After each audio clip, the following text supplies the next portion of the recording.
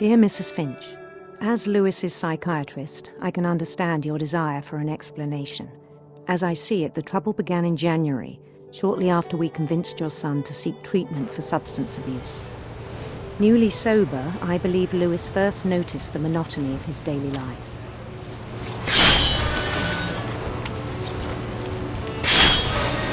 He kept working at the cannery, but he withdrew part of himself. In our sessions, I saw the same behavior. His mind began to wander.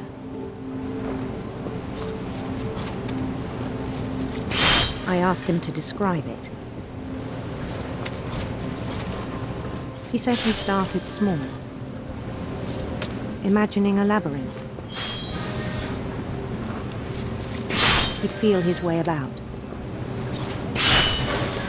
Then something moved. Bats. And toads.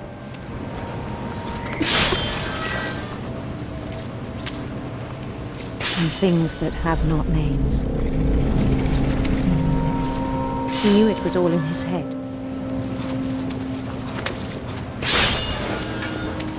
But he took it very seriously. I had hoped he'd find himself.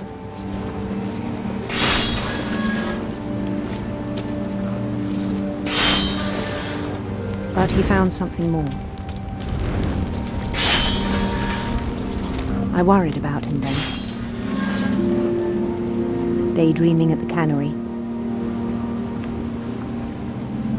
I spoke with his boss. But he said Lewis had become a model employee. Methodical, tireless, focused. Like a whole new Lewis. So I let him go on.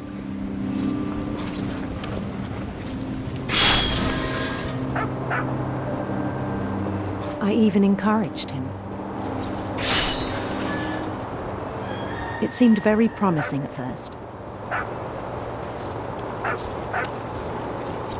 He told me he'd made a new friend.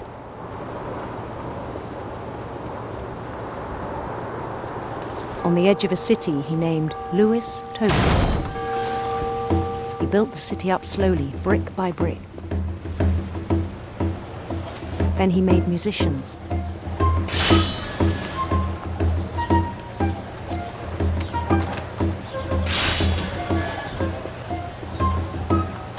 And songs for them to play. He talked about starting a band. And he was always humming something. Every day his imagination grew stronger.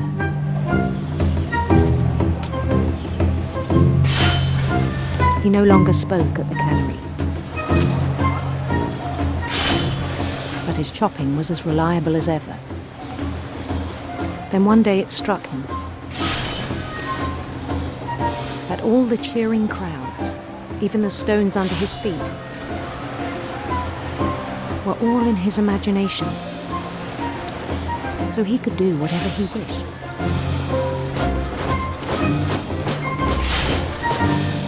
He held an election for mayor.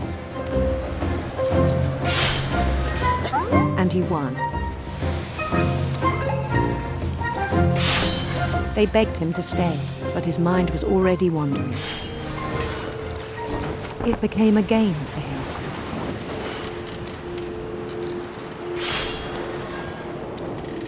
He'd conquer a city, then immediately push on.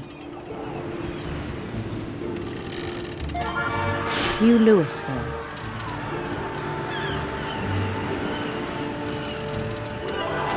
St. Louis. He started drifting away from our reality.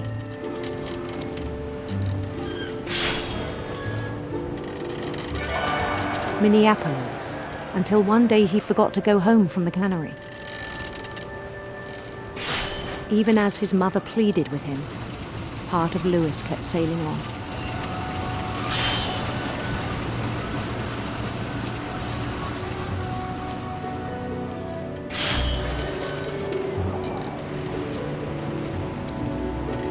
In Louisburg, he heard rumors of a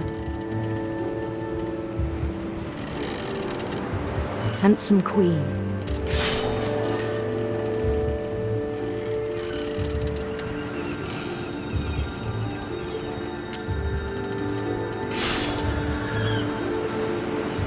The queen was on her own quest for radiant rainbows.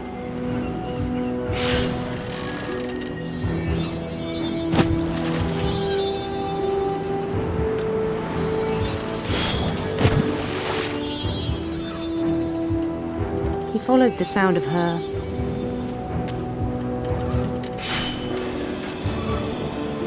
silver harp.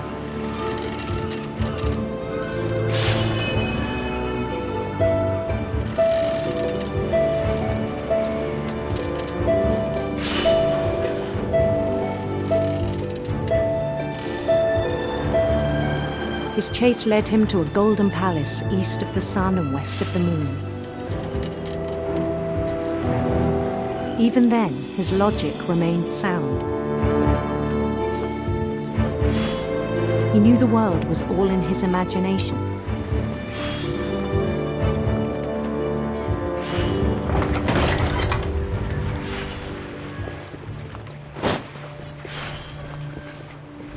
But he was so proud of having created it. In his own eyes, he'd become something greater than a king.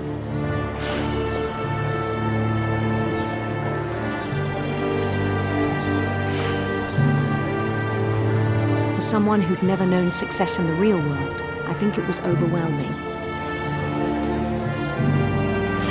And then it struck him that the real Lewis was not the one chopping salmon, but the one climbing the steps of a golden palace.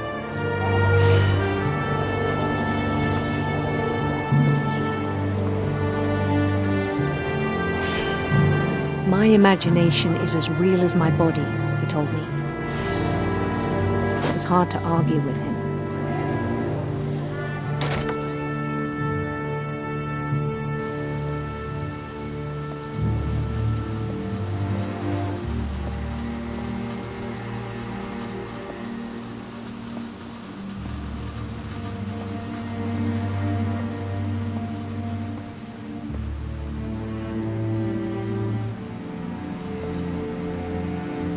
Began to forget the world we know.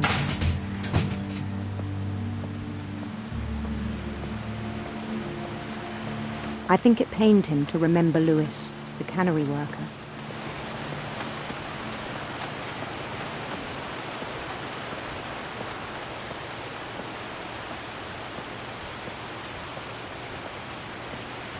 He began to despise the man with a royal contempt.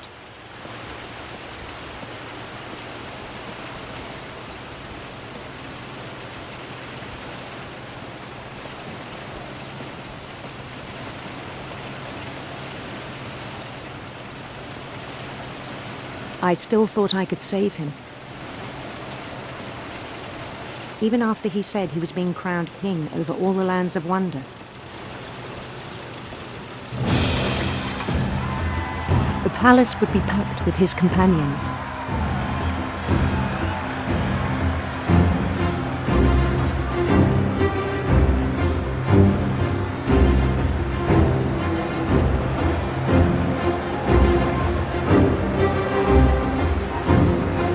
Including the wise Calico who'd insisted on inviting him.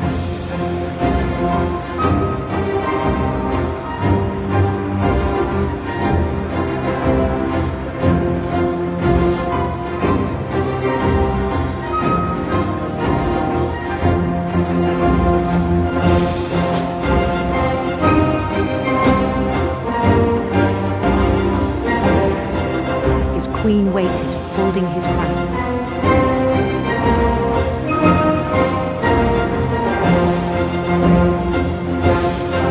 There was only one thing left to do.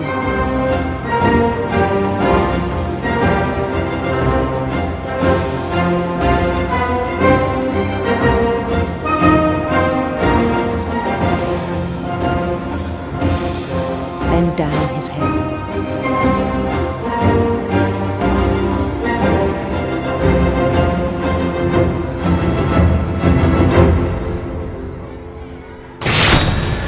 rest I think you know. Mrs. Finch, your son was a kind man who will be missed by all of us who knew him.